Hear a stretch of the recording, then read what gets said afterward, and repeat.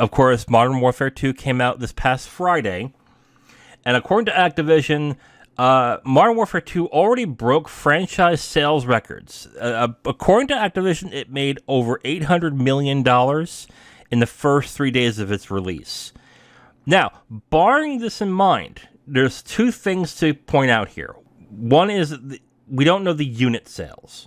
So, yeah, that would mean about 1,000,015 units were sold if they only bought the $70 version. But there's also a $100 version as well, so there is that as well.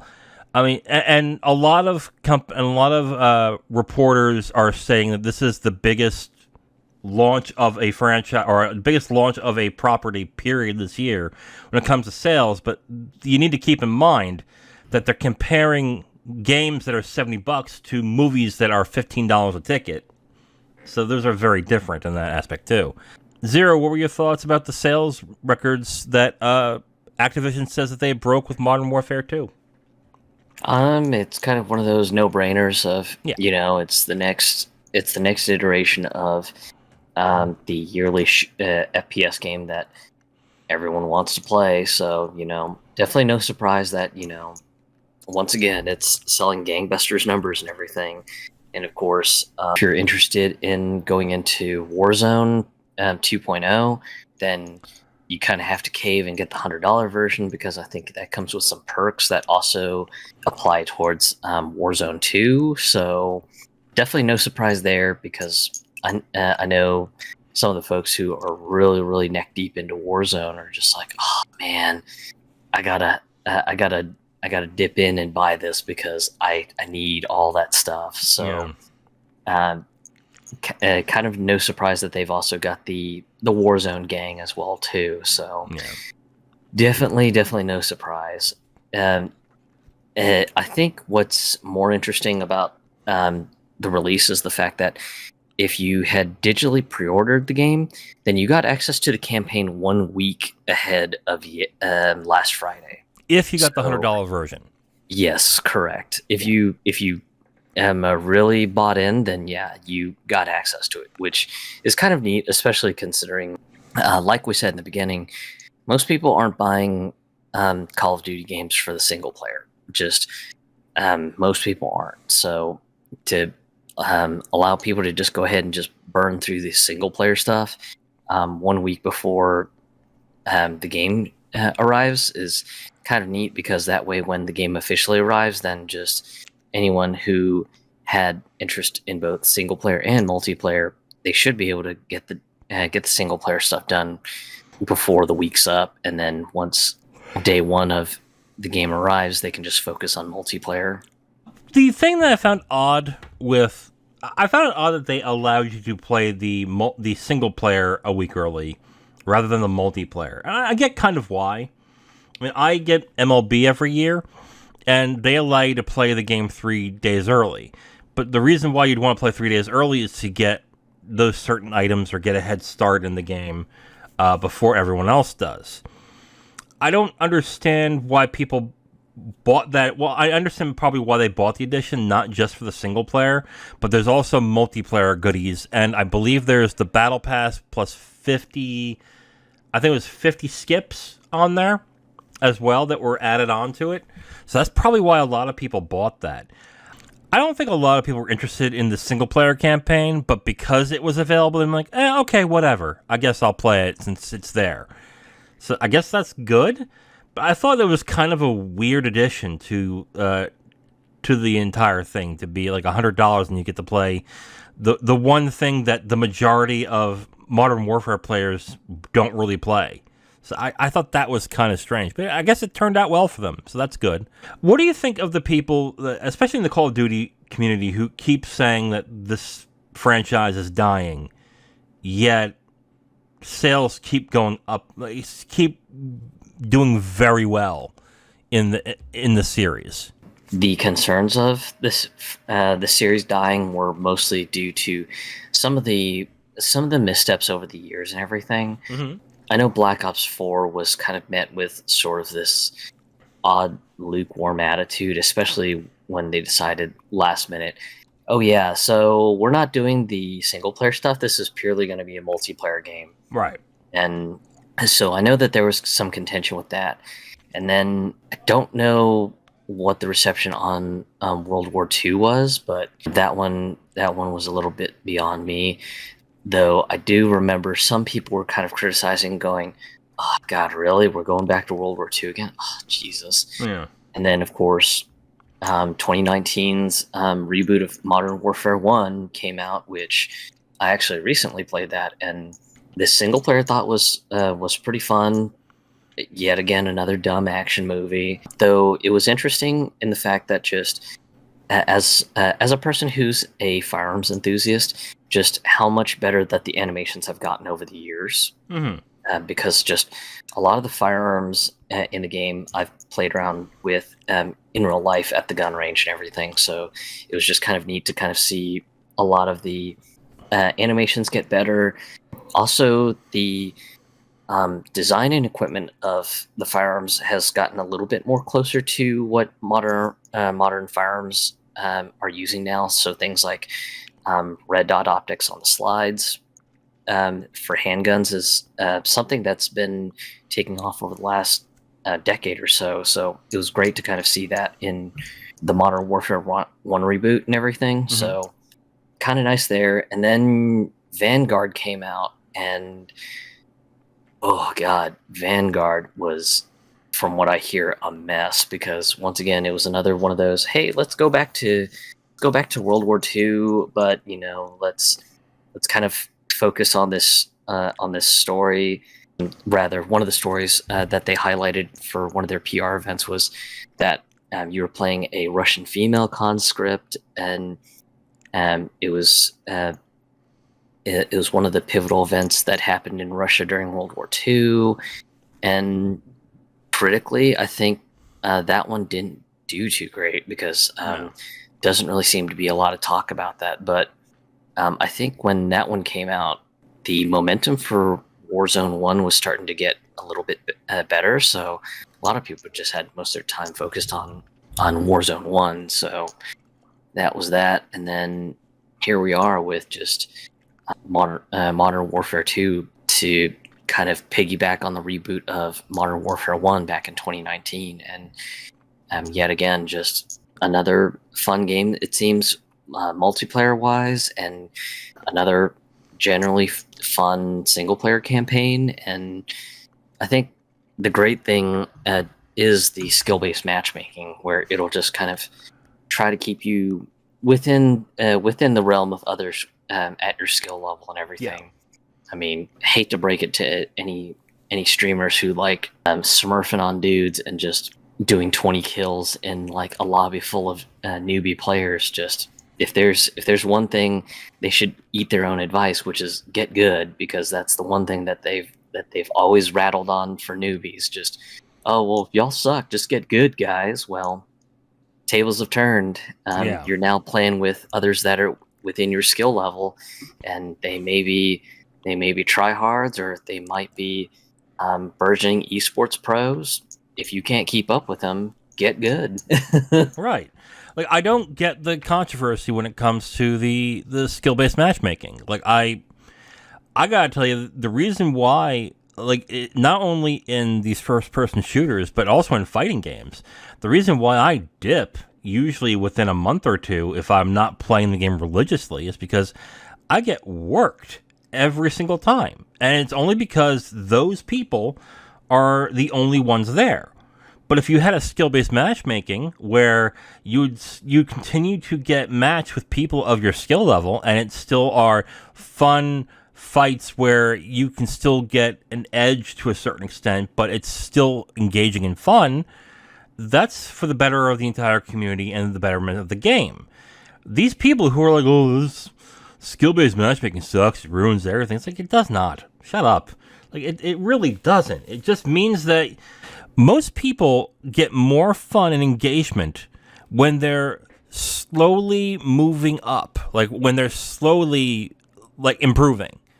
Because they're invested and they're still having problems, but they're overcoming those problems, and they are then, after that, being able to get better and they engage with the product more in order to do so. If you're just steamrolling people throughout, some get bored with that as well and say, oh, there's no challenge to this, so why bother playing it? These specific type of people who just get enjoyment out of beating people who aren't as good as them, it's just sad. It really is.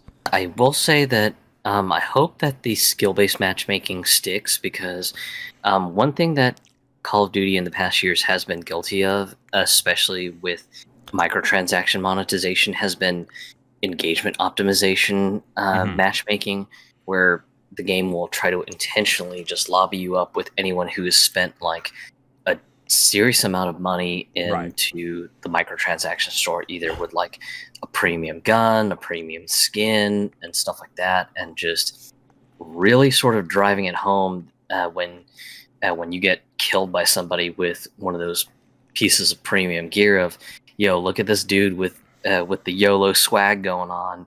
You want this? Go to the store and buy some Call of Duty coins, and buy this exact thing that this person who murdered you was wearing or whatever.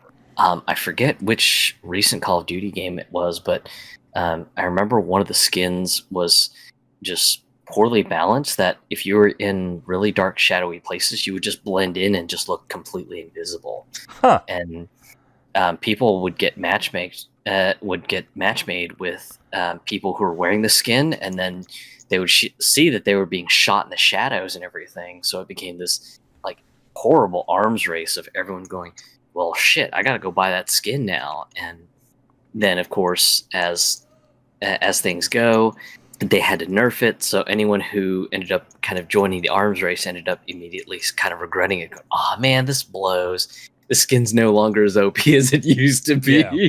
So that's, I think, my real concern long term with Modern Warfare 2. Just, I hope that they stick with skill-based matchmaking, because honestly, just I would rather be in a lobby where I feel like either it was a close match that I either won or lost, instead of just one where just the lobby is completely lopsided and it's just one dude on the other team just getting all the kill streaks, all the perks, and just blowing up my team. That is just maybe a bunch of people who are either new or low skill, versus just like this one guy on the other team who's just like an absolute monster, with a bunch of his teammates that are probably not too far behind him on skill, because the lopsided lobbies in Call of Duty were always the worst. Oh yeah, definitely.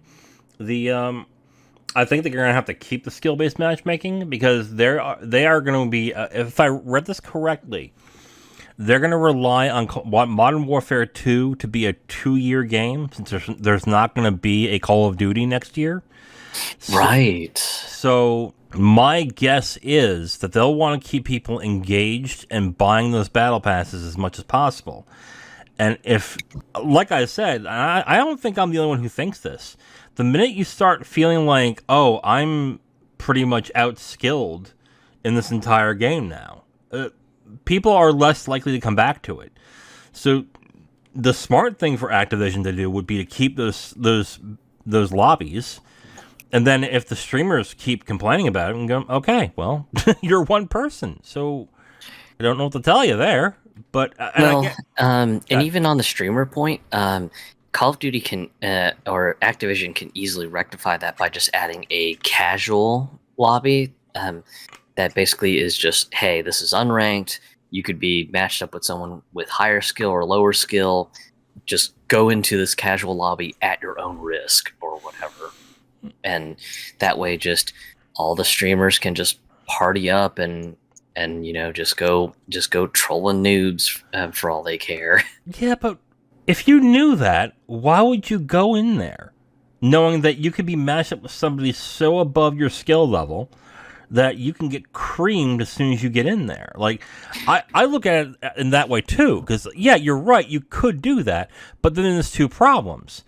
You still have to make it worthwhile the people who have less talent in order to play that mode, and you also have to make sure it doesn't dilute the other playlists, because if it starts diluting other playlists, then you have a bigger problem where, oh, you may have 1 million people online, but they're all sectioned off in these little silos that some areas don't get any kind of love or any kind of popularity to it. So you're essentially wasting space in order to man them. I get that. I get why. I get why people are suggesting that, but you also don't want to section everything off so finely, because if you do that, you're gonna come up with issues. And I personally, I don't think it's a good idea, because if I'm like, for me specifically, if someone was to say, hey, we're gonna go into the casual free for all, the casual crazy lobby where you can go against anybody, I would just look at it and go, I want to enjoy myself. I don't want to get killed. Like, Yeah. I'm not going to go there. Like, you guys have fun. I'm going to stay in my skill-based matchmaking. Yeah, and that's a fair thought too, about just having yet another silo that could potentially divide up the player base. Yeah. But yeah, I mean, who knows? Just maybe they end up doing that because the streamers end up crying, bitching, and moaning. I don't know. Just it'll be interesting to see if the Activision development staff decide to hold their ground and go, nope, skill-based matchmaking is the only way we're going to do things. Either like it or lump it. Yeah. Yeah, so I took a look at the sales for the amount of units sold and sales in the Call of Duty franchise, and the biggest ones, hear this, okay? Call of Duty Black Ops, 30.9 million units sold. Modern Warfare 3, 30.97.